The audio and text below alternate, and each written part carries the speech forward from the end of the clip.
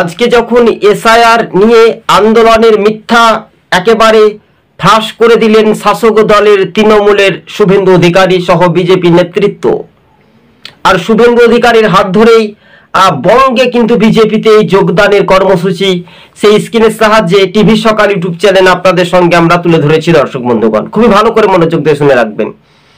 দেখুন, এসআইআর নিয়ে আতঙ্ক হওয়ার কোনো কারণ নেই।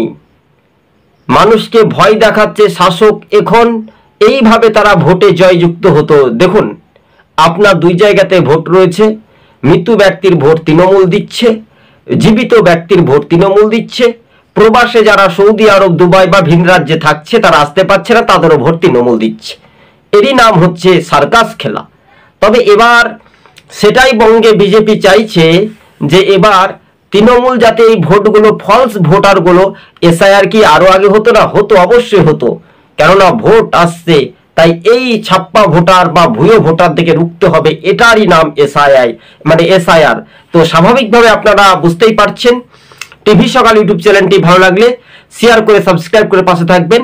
500-রও বেশি জন ভোটার ফের শাসক দল ছেড়ে বিজেপিতে যোগদান শুভেন্দু অধিকারীর হাত ধরে।